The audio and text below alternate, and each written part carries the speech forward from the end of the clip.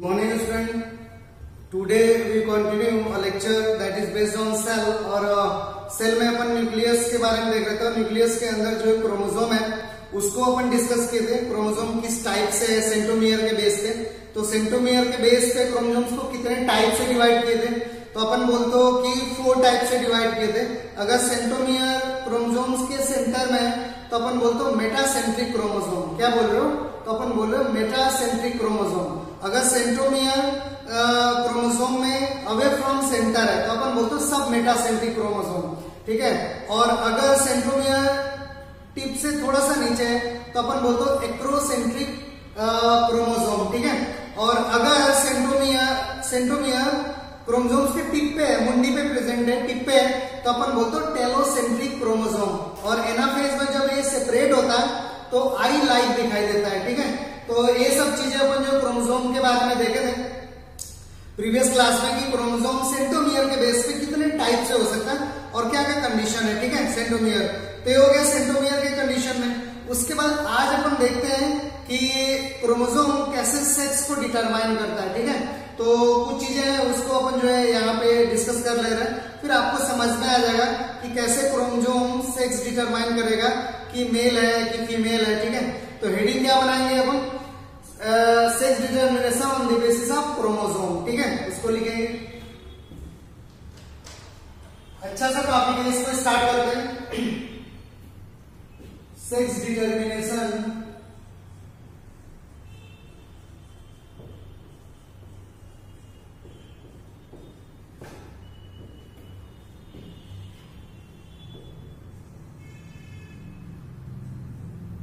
on the basis of chromosome।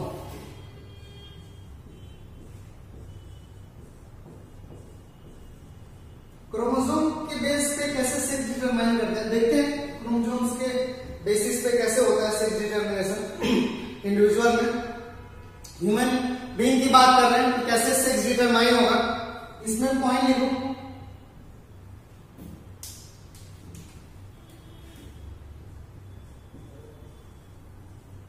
Human male इसको इस symbol को मेल बोल रहे हो। Human male contain 46 chromosome. 46 या इसको क्या लिख सकते हैं? 23rd pairs of chromosome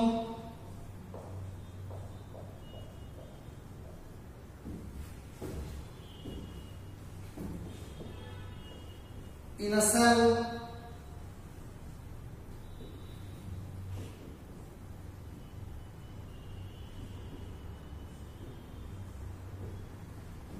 it is represented as 44XX plus XY। तो कितना हो गया? तो अपन बोलते हो 46। 44 तो ये हो गया, 44, 45, 46। तो इस तरीके से अपन जो रिप्रेजेंट करेंगे। और this chromosome is called sex chromosome. This one is sex chromosome. This one is sex chromosomes. कौन सा क्रोमोसोम से? लास्ट वाला क्रोमोसोम सेक्स क्रोमोसोम्स बोल लो। और बाकी इस क्रोमोसोम्स को क्या बोलो? जो नॉर्मल क्रोमोसोम है तो अपन बोलते हो ऑटोसोम।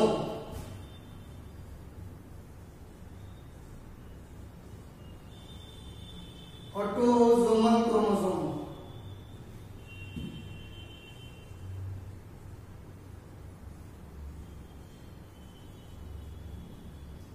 ऑटोसोमल क्रोमोसोम बोलो, ठीक है।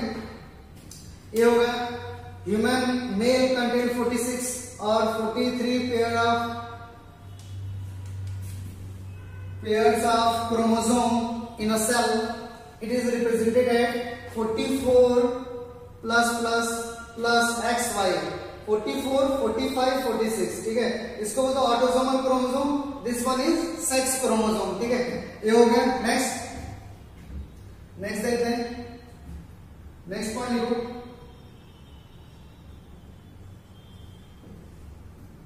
In human female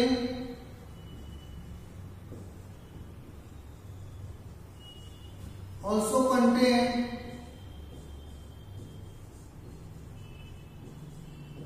in human female also contain 46 or 23rd pairs of chromosome in a cell.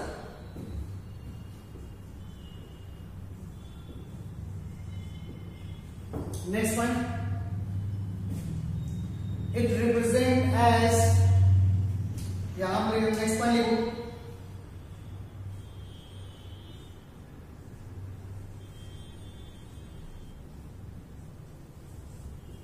it represent as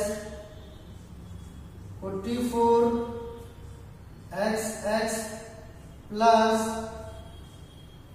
XX. चलो मैं इसको और ऊपर क्लियर कर दे रहा हूँ, ठीक है, मैं हटा रहा हूँ इस पॉइंट। फीमेल केस में कैसे रिप्रेजेंट कर रहे हैं, फीमेल के केस में फीमेल को ऐसे सिंबल को फीमेल बोल रहे हैं, तो फीमेल को कैसे रिप्रेजेंट कर रहे हैं, 44XX प्लस XX, तो दिस वन इज फीमेल और दिस वन इज, तो लास्ट क्रोमोसोम्स फीमेल के पास सेक्स क्रोमोसोम्स है, वो भी X और X है, ठीक है, ऑटोसोम भी क्या है, X और X है, ठीक है, यानी कि फीमेल केवल X ही डोनेट कर सकती है, ट्रांसफर कर सकती है, दे सकती है, ठीक है, इसके पास Y तो कोई है नहीं, तो हमेशा सेक्स क्रोमोसोम्स मेल के केस में क्या होगा, X और X होगा, फीमेल अपने से क्या डोनेट करेगी, हमेशा ऑलवेज X डोनेट करेगी, ठीक है, और मेल क्या डोनेट कर सकता है, तो मेल X भी डोनेट कर सकता है और Y भी डोनेट कर सकता है, लेकिन फीमेल के केस में ऐसा नहीं है, फीमेल ऑलवेज क्या डोनेट कर रही है, तो X क्रोमोसोम्स केवल डोनेट कर रही है, ठीक है, तो ये कुछ चीजें हुआ, अभी अपन देखेंगे कैसे जो है ऑफ स्क्रीन मेल फीमेल जो है डेवलप हो रहा है। एक चीज और, अगर कोई बीमारी सेक्स क्रोमोसोम्स पे है तो बोलते सेक्स लिंक डिसऑर्डर, और अगर कोई बीमारी ऑटोसोम पे है, इस क्रोमोसोम्स पे बीमारी है, बीमारी का जीन है, तो अपन बोलते हो ऑटोसोमल डिसऑर्डर, ठीक है, तो पॉइंट करके लिखेंगे,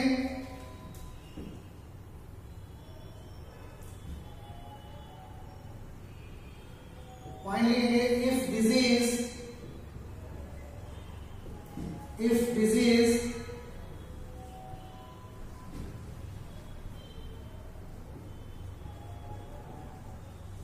present on sex chromosome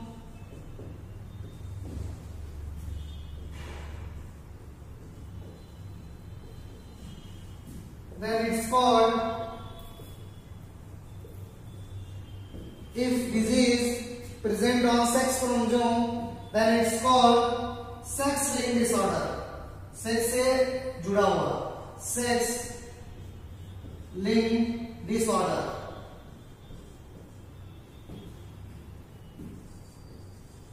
sex linked disorder या सेक्स लिंक्ड डिजीज और सेक्स लिंक्ड डिजीज।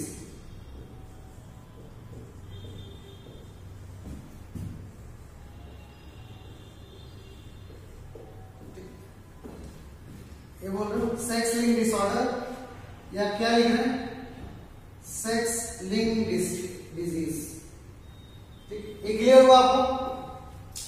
इसी के रिस्पेक्ट में दूसरा लिख रहे, इसके बारे में लिख रहे, अगर बीमारी यहां पे प्रेजेंट है ऑटोसोमल क्रोमोसोम पे तो अपन बोलते हैं autosomal disorder. Sex linked disease का एक एग्जांपल आप जो है लिख सकते हैं, एग्जांपल क्या हो सकता है, तो सेक्स लिंक्ड डिजीज का कलर ब्लाइंडनेस लिख सकते हैं, कलर ब्लाइंडनेस।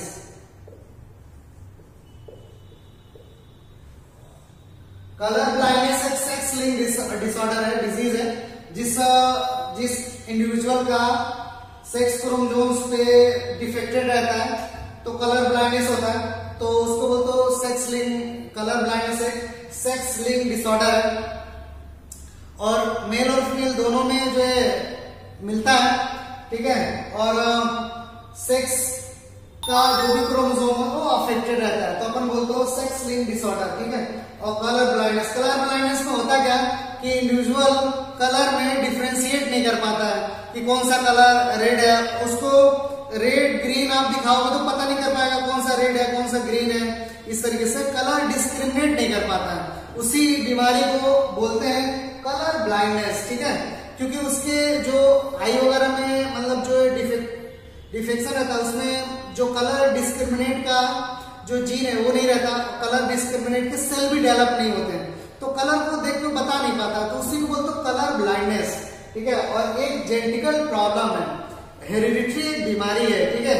इसको नॉर्मली सही नहीं कर सकते, लेकिन अगर जीन थेरेपी वगैरह यूज कर रहे हैं तो कलर ब्लाइंडनेस को सही कर सकते हैं, लेकिन ये काफी टफ प्रोसेस है और काफी जो है कॉम्प्लेक्स प्रोसेस है, ठीक है, जीन थेरेपी वगैरह। तो कलर ब्लाइंडनेस एक कैसा डिसऑर्डर है, तो क्रोमोसोमल डिसऑर्डर यानी कि जेनेटिकल प्रॉब्लम है, ठीक है। और रियल में कैसा है, सेक्स क्रोमोसोम से रिलेटेड बीमारी है, ठीक है। इतना क्लियर हुआ एग्जाम्पल। दूसरा, अब इसके बारे में देखते हैं, नेक्स्ट वन लिखेंगे, if disease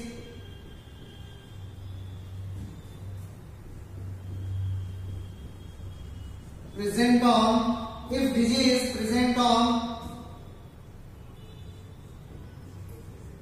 autosomal chromosome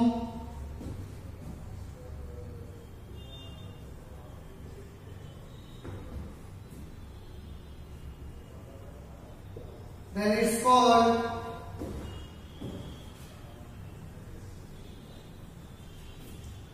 if disease present on autosomal chromosome then it's called autosomal disorder,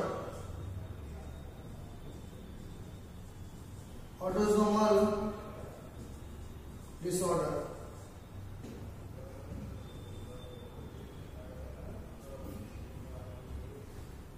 या इसी को बोलते हो ऑटोसोम लिंक डिजीज,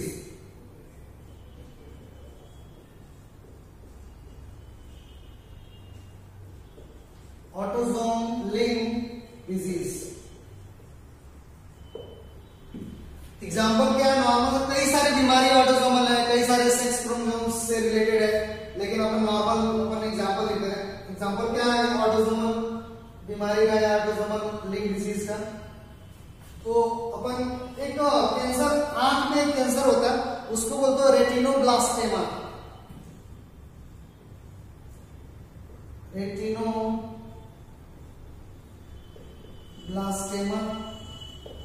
रेटिनोब्लास्टेमा आई का एक कैंसर है, आई कैंसर, आंख में कैंसर हो जाता है, तो आई कैंसर,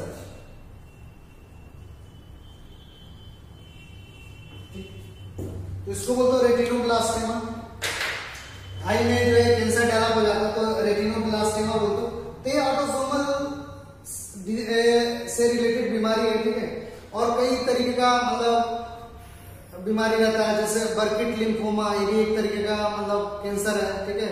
ल्यूकेमिया ब्लड कैंसर है, ठीक है। तो इस तरीके से ऑटोसोमल डिसऑर्डर है और ये आपको समझ में आ गई इतना, ठीक है। इसके बाद देखते हैं कि कैसे और सेक्स डिटरमाइन होता है, ठीक है। तो एक यहाँ पे डायग्राम बना रहा हूं, आप ध्यान से देखेंगे। अगर मान लो कि मैं इस तरीके से एक मेल को बना रहा हूं,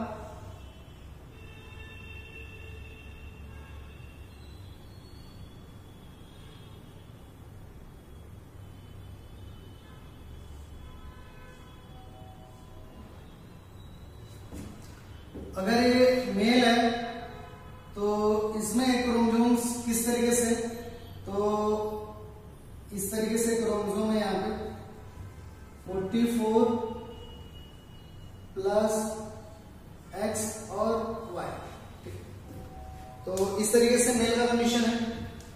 और अनदर वन इज फीमेल, अगर इसको अपन फीमेल मान रहे हैं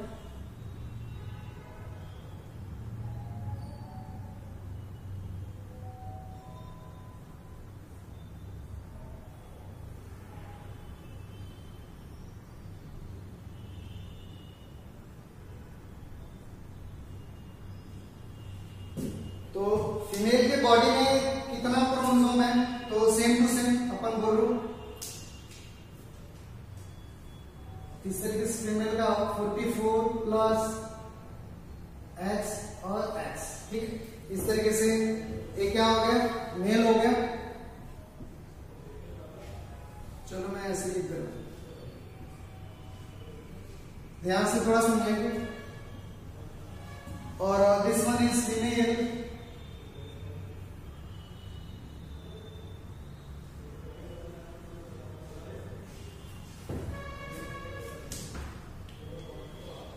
उसके बाद अब देखिए कैसे ये ऑफ स्प्रिंग न्यू इंडिविजुअल कैसे पैदा करेंगे, ठीक है।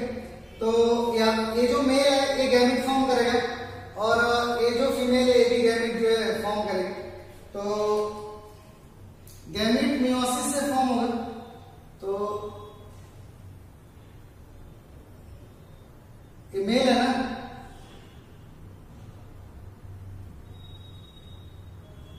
लिखेंगे here gamete is form, here gametes are form. कौन कौन से गैमेट जब फॉर्म होते हैं तो मियोसिस डिवीजन होता है, क्रोमोसोम्स का नंबर आधा हो जाता है। तो ये आधा होगा तो किस तरीके का कंडीशन होगा, ये आधा और ये भी आधा होगा। तो ये आधा होगा तो किस तरीके का कंडीशन होगा, तो अपन बोलते हैं 22 क्रोमोसोम आएंगे और प्लस इसका ये पार्ट इधर आएगा X। तो मेल है तो क्या फॉर्म करेगा, गैमेट के फॉर्म में स्पर्म फॉर्म करेगा। तो ये ओवरऑल क्या अपन बोल सकते हैं, तो this one is what, sperm, this one is sperm, ठीक है। मेल में वही गैमेट होगा। और एक अलग तरीके का गैमेट फॉर्म होगा, एक तो गैमेट ये फॉर्म होगा, एक गैमेट और वाई के केस में फॉर्म होगा। तो याद होगा तो 22 और प्लस वाई इसके साथ आएगा वाई। तो एक गैमेट जो है एक टाइप का गैमेट ये फॉर्म होगा स्पर्म के फॉर्म में, ठीक है। इतना क्लियर हो रहा है, क्योंकि मेल है तो स्पर्म फॉर्म करेगा। तो इस तरीके से कंडीशन हुआ, ठीक। फीमेल के केस में भी वही गैमेट फॉर्म होगा। किस तरीके का गैमेट फॉर्म होगा देखते हैं इन लोग से। Here gametes, here gametes are form, gamete यहां पर फॉर्म होगा। तो अब गैमेट फॉर्म होगा तो 44 है तो किस टाइप का होगा, तो अपन बोलो आधा होगा ना, तो 22 और इधर का X। तो ये गैमेट हो गया, यहां पे ये गैमेट हो गया। और फीमेल में जो गैमेट होता है उसको फीमेल गैमेट को क्या बोलते हैं, एग बोलते हैं, ठीक है। तो एक ये हो गया और अनदर वन इज इस तरीके से ये कंडीशन हुआ 22 प्लस एक X और आ गया। तो ये दूसरा एक जो है दूसरा एक फॉर्म हुआ और इसके से एक और स्पर्म जो है मेल और फीमेल गैमेट फॉर्म हो गया। अब आप जानते हो कि मेल और फीमेल गैमेट फॉर्मेशन के बाद फाइनल स्टेज क्या होता है, तो अपन बोलते हैं फर्टिलाइजेशन। मेल और फीमेल गैमेट आपस में एक दूसरे को फर्टिलाइज करेंगे, ठीक है। तो देखेंगे अगर ए स्पर्म इस एग को फर्टिलाइज करेगा, ठीक है। देखेंगे अगर मैं इस तरीके से दिखा रहा हूं, this sperm fertilise with this egg, then which type of individual is formed, ठीक है। तो अगर ये स्पर्म इस एग को फर्टिलाइज करेगा तो देखिए कैसा कंडीशन क्रिएट होगा, ठीक है।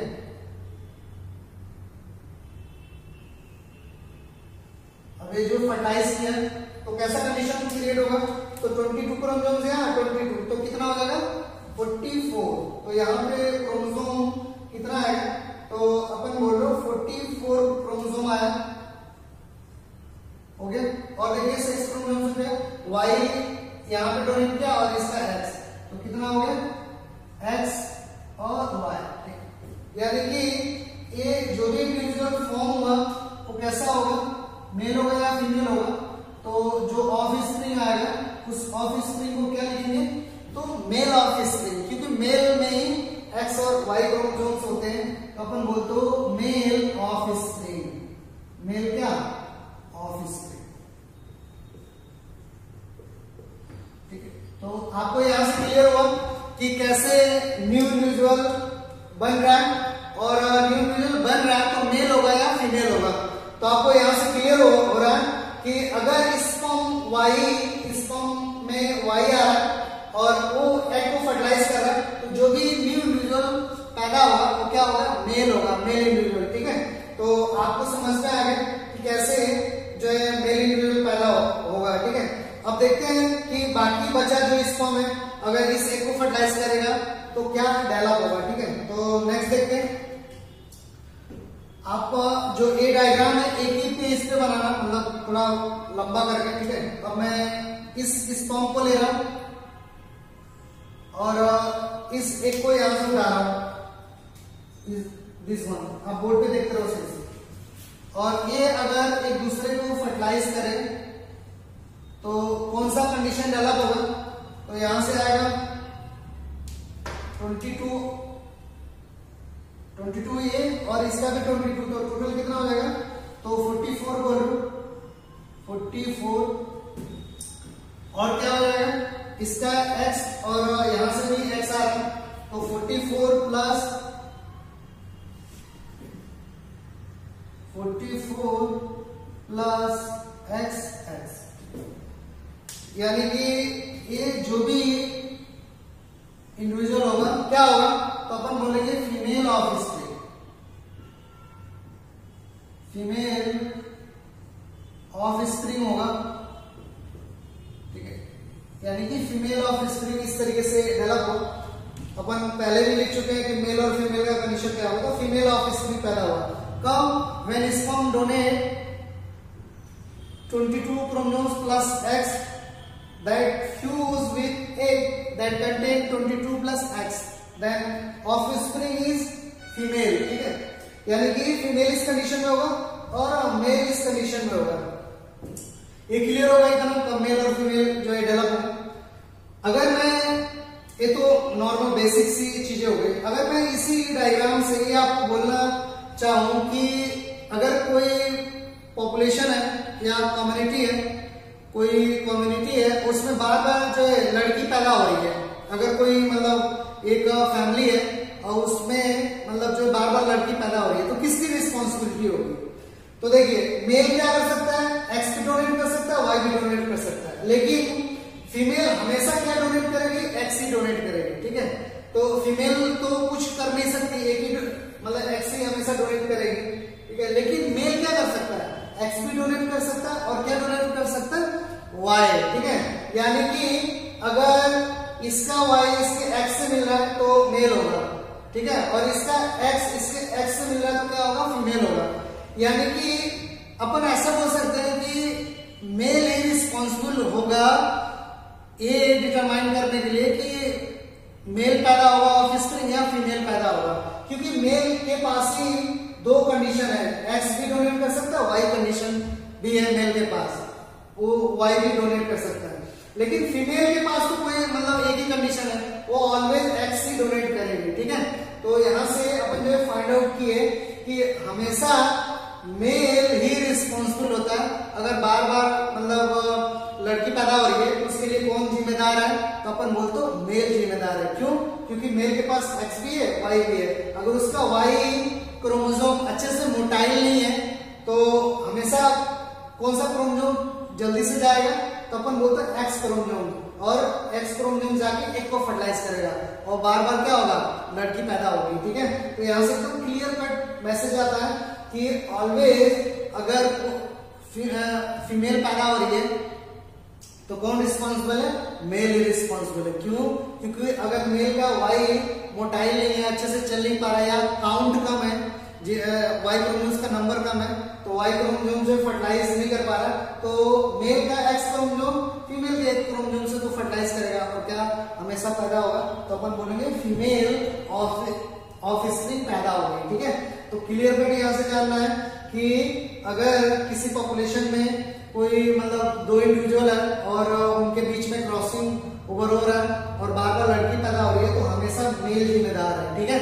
तो ये क्लियर हुआ सबको यहाँ किस तरीके से जो है मेल और फीमेल जो है पैदा हो रही है और क्या क्या कंडीशन है, ठीक है। तो इससे रिलेटेड बीमारी को भी देखें और नॉर्मल इनहेरिटेंस को भी देखें। एक जगह से क्रोमोसोम ट्रांसफर हो गए, उसके ऑफस्प्रिंग में जा रहा है, इसी को बोलते हो chromosomal basis of inheritance. Inheritance का मीन्स होता है transmission of character from one generation to another generation.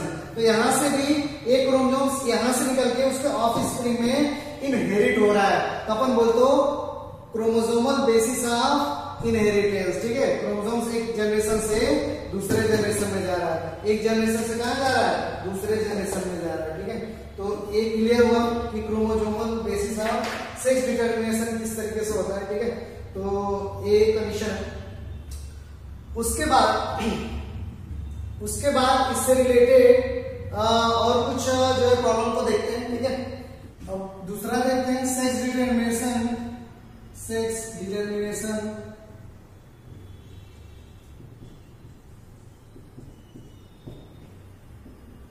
In B में कैसे सेक्स डिटरमिनेशन होगा, तो बोर्ड पे देखेंगे। बी का केस इस तरीके से है। बी में दो चीजें होता है, दो मतलब ब्रॉडली दो, वैसे तो तीन बोल सकते हैं, वर्कर, क्वीन और क्या होता है ड्रोन, ठीक है। अपन दो ही यहां पे ले रहे हैं क्योंकि वर्कर ही क्वीन में कन्वर्ट होगी। इसको अपन बोलते हैं ड्रोन, और ड्रोन क्या होता है, मेल होता है। और उस ड्रोन का कंडीशन क्या है, प्लांट, उसके बॉडी में आधा क्रोमोसोम्स रहता है ड्रोन। और फीमेल बी, फीमेल क्या, फीमेल बी कैसे रहती है, ट्वाइस है। अब देखते हैं यहाँ पे कैसे सेक्स डिटरमाइन होता है। तो यहाँ पे कोई रिप्रेजेंटेशन नहीं है, मतलब एक्स वाई करके रिप्रेजेंट नहीं करते। यहाँ पे हैप्लोडिप्लॉइडी कंडीशन को बोलते हैं अपन, ठीक है। आप बड़े क्लास में जाएंगे तो वहां पे करेंगे, ठीक है, हैप्लोडिप्लॉइडी कंडीशन। यहाँ पे केवल अपन जो है नॉर्मल कैसे सेक्स डिटरमाइन होता है यहाँ पे बता देते हैं, ठीक है। तो इसके बाद आप देखेंगे कि अगर मान लो कि मैं फीमेल भी ले रहा हूं यहाँ पे,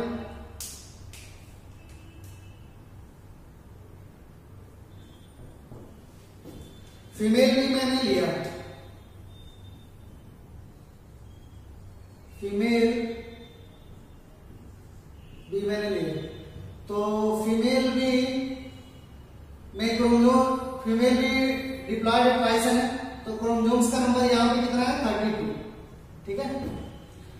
और इसके रिस्पेक्ट में मैंने यहाँ पे मेल को लिया, ड्रोन को लिया, ड्रोन, तो ड्रोन कैसा है, हैप्लॉयड, यानी कि इसमें क्रोमोसोम्स का नंबर कितना होगा, तो ये ट्वाइस है 32, तो 32 का आधा कितना होगा, तो 16 होगा। अब देखिए, अब न्यू इंडिविजुअल ये जो है प्रोड्यूस करने जा रहे हैं, तो कैसे प्रोड्यूस करेंगे, तो सेम टू सेम उसी तरीके से पहले गैमेट फॉर्म होगा और गैमेट क्या करेगा, फ्यूज करेगा, तो जो है न्यू ऑफस्प्रिंग जो है पैदा होगा। तो देख रहे हैं फीमेल बी, यहाँ पे फीमेल बी में गैमेट फॉर्म होगा मियोसिस से, अंडरगो मियोसिस, और मियोसिस में क्रोमोसोम्स क्या हो जाता है, आधे हो जाते हैं, ठीक है। तो ये आधा हो जाएगा, यानी कि कितने सेल बनेंगे यहाँ पे, मतलब टोटल तो 4 सेल बनेगा, और जो भी सेल बनेगा मियोसिस से, एक बार मियोसिस हो तो 4 सेल जो है फॉर्म होता है, तो इस तरीके से कंडीशन होगा। और जो भी सेल होगा उसमें क्रोमोसोम्स का नंबर कितना होगा, 60, आधा हो जाएगा ना, ठीक। ये गैमेट बना, ये भी अपना गैमेट फॉर्म करेगा, लेकिन यहाँ पे क्रोमोसोम्स पहले से आधा है, तो क्या मियोसिस होगा या माइटोसिस होगा, तो अपन बोलेंगे माइटोसिस, मियोसिस नहीं हो सकता है क्योंकि क्रोमोसोम्स पहले से आधा है, तो यहाँ पे क्या होगा, माइटोसिस। और माइटोसिस से कितना सेल बना, तो अपन बोलो 2 सेल बना, आप जानते भी हो, ठीक है। अपन 10th में जाएंगे तो सेल डिवीजन पढ़ेंगे, मियोसिस, माइटोसिस, ठीक है, और क्या क्या कंडीशन। तो यहाँ पे कितना हो रहेगा, क्योंकि माइटोसिस इक्वेशनल डिवीजन है, मतलब जितना उसके पेरेंट में रहता है क्रोमोसोम्स का नंबर उतना ही उसके डॉटर में जाता है, डॉटर सेल में जाता है माइटोसिस में। लेकिन मियोसिस में क्या होता है, क्रोमोसोम्स का नंबर घट जाता है, आधा हो जाता है। ठीक है, तो ये हो गया, ये गैमेट बन गया। अब देखो कैसे होगा, ये मेल गैमेट है, ये फीमेल गैमेट है। अब देखिए कैसा होता है कि ए फीमेल गैमेट और ए मेल गैमेट आपस में मिलेंगे तो क्रोमोसोम्स का नंबर कितना होगा, 32। तो अगर क्रोमोसोम्स का नंबर 32 हो गया तो मेल होगा या फीमेल होगा। तो आप देख रहे हो कि फीमेल में डबल क्रोमोसोम्स का नंबर है और मेल में क्या है, सिंगल क्रोमोसोम्स का नंबर है। तो यहाँ पे डबल हो गया, 16 और 16 32। ये क्या कौन सा इंडिविजुअल होगा, तो अपन बोलेंगे फीमेल बी, फीमेल क्या, फीमेल। ठीक, और ये भी आपका 16 है और ये 16 आपस में क्या फॉर्म करेगा, तो अपन बोल रहे हो 32 फॉर्म करेगा ए बी, और this one is also female bee. ये क्या हो गया, फीमेल बी हो गया। उसके बाद बच गया ए सेल, बच गए फीमेल का, और फीमेल के जो भी सेल है वो डायरेक्टली कुछ इनके सेल में मॉडिफिकेशन आता है, डायरेक्टली ड्रोन में कन्वर्ट हो जाता है। ठीक है, उस प्रोसेस को बोलते हैं पार्थिनोजेनेसिस, बिना फर्टिलाइजेशन के ड्रोन में कन्वर्ट हो गए। ठीक है, तो ये डायरेक्टली यहां पे लिखा है due to parthenogenesis, parthenogenesis, due to parthenogenesis drone is form, due to parthenogenesis drone form. और जो भी ड्रोन होगा उसमें क्रोमोसोम्स का नंबर कितना होगा, 16 होगा, अप्लाइड होगा, तो ए ड्रोन होगा। और ए भी आगे चल के क्या फॉर्म करेगा, ए सेल, पार्थिनोजेनेसिस से पार्थिनोजेनेसिस फॉर्म ड्रोन। इसमें क्रोमोसोम्स का नंबर कितना होगा, 16। तो आप देख रहे हो कैसे ड्रोन फॉर्म हो रहा है बिना फर्टिलाइजेशन के, बिना फर्टिलाइजेशन के इंडिविजुअल पैदा हो रहा है, तो उसको उस प्रोसेस को बोलते हैं parthenogenesis, formation of new individual without fertilization. बिना फर्टिलाइजेशन के इस सेल में कुछ ऐसा चेंज आया कि ये सेल डायरेक्टली ड्रोन जो है फॉर्म की, बिना फर्टिलाइजेशन के। अगर बिना फर्टिलाइजेशन के न्यू इंडिविजुअल पैदा हो रहा है तो उस प्रोसेस को बोलते हो पार्थिनोजेनेसिस। क्या बोलते हो, पार्थिनोजेनेसिस। ठीक है, प्लांट के केस में एक फ्रूट होता है parthenocarpic fruit, fruit develop without fertilization. अगर फ्रूट बिना फर्टिलाइजेशन के डेवलप हो रहा है तो उस फ्रूट को बोलते हो पार्थिनोकार्पिक फ्रूट। ठीक है, तो उसी तरीके से एनिमल के केस में पार्थिनोजेनेसिस होता है, new individual develop without fertilization, called parthenogenesis. ठीक है, और पार्थिनोजेनेसिस से क्या डेवलप हो रहा है, ड्रोन डेवलप हो रहा है। ठीक है, तो आपको ये समझ में आ गया थोड़ा, और थोड़ा मतलब थोड़ा डिफरेंट तरीके का सेक्स डिटर्मिनेशन है। ठीक है, यहाँ पे आप देख रहे हो कि अगर ये गैमेट ड्रोन के जो गैमेट से मिलेगा और डिप्लॉयड कंडीशन आएगा तो फीमेल बी होगी। ठीक है, और ए भी फीमेल भी इस तरीके से डेवलप होगी। और ड्रोन कब डेवलप होगा, ड्रोन डायरेक्टली डेवलप होता है। ठीक है, बिना फर्टिलाइजेशन के। तो आप देख रहे हो उस प्रोसेस को बोलते हो पार्थिनोजेनेसिस। ठीक है, ड्रोन डेवलप हो रहा है। तो ये जो है बी के केस में सेक्स डिटर्मिनेशन हुआ। ठीक है, ये थोड़ा अलग टाइप का है।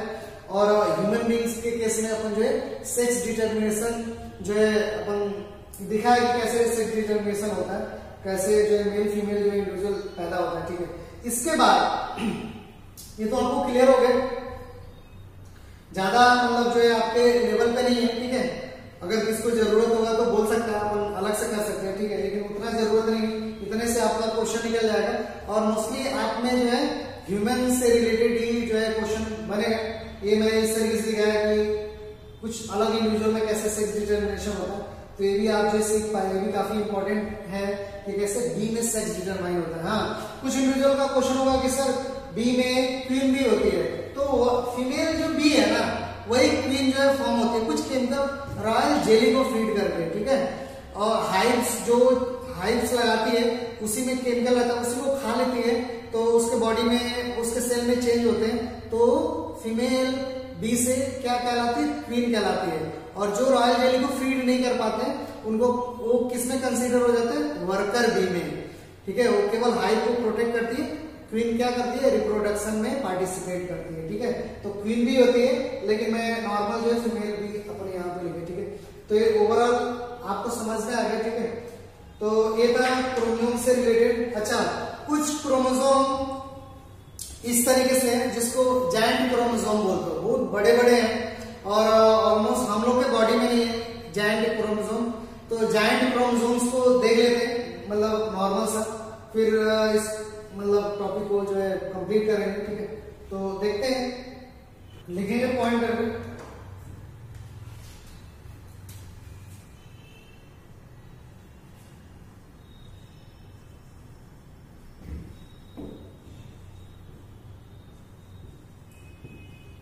Some giant chromosome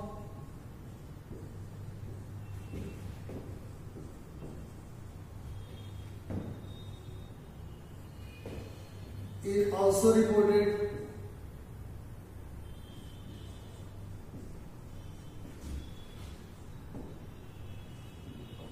like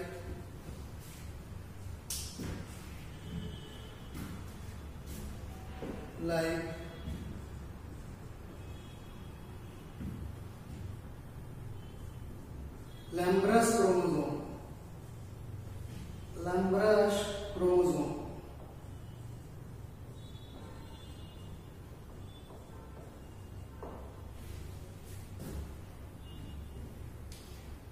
और दूसरा क्या हो सकता है, तो अपन बोलते हो पॉलीजीनिक क्रोमोसोम या salivary gland chromosome.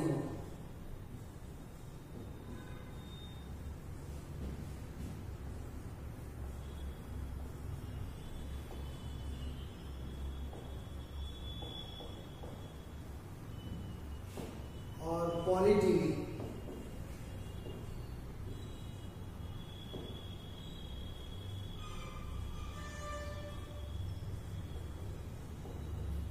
Salivary gland chromosome और पॉलीजीनी क्रोमोसोम। ठीक है, थोड़ा सा कुछ पॉइंट लिख लेते हैं।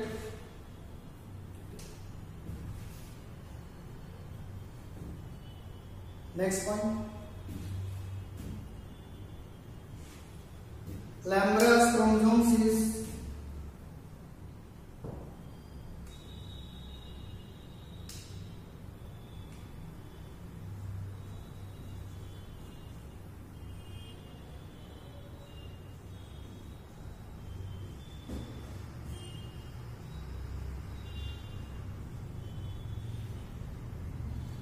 bottle brush like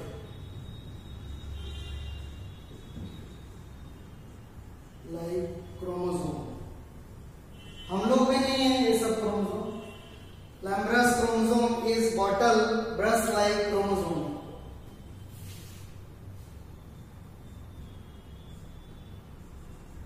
Put it in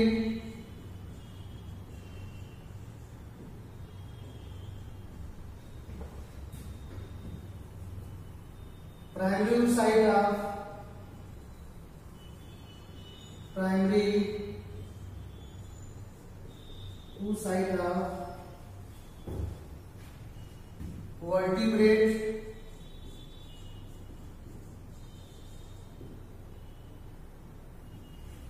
and invertebrate।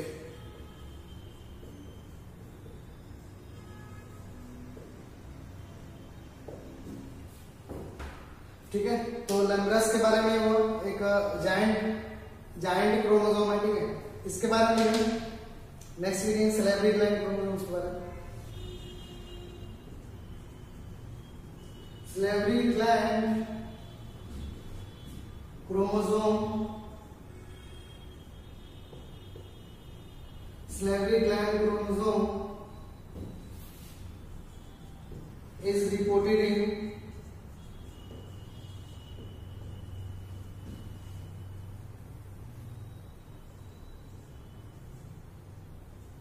salivary gland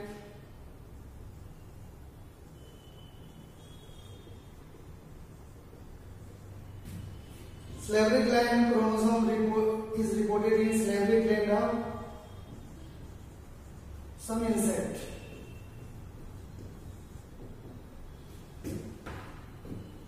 ठीक है, तो salivary gland chromosome कहाँ पे मिल रहा है? कुछ इंसेक्ट के salivary gland में मिल रहा है, ठीक है, सलाइवा में salivary gland में मिल रहा है। तो ये ओवरऑल जो है क्रोमोसोम्स के बारे में था, ठीक है। और जब भी आएंगे तो इसके बाद का टॉपिक जो है स्टार्ट करेंगे, ठीक है। तो आप जो है क्लियर डायग्राम बनाएंगे और इनहेरिटेंस को आप जो है पूरा एक ही पेज में जो है समझ के बनाएंगे ताकि आ जाए, और फिर जो डाउट होगा उसको क्लियर करेंगे, ठीक है। Thank you student.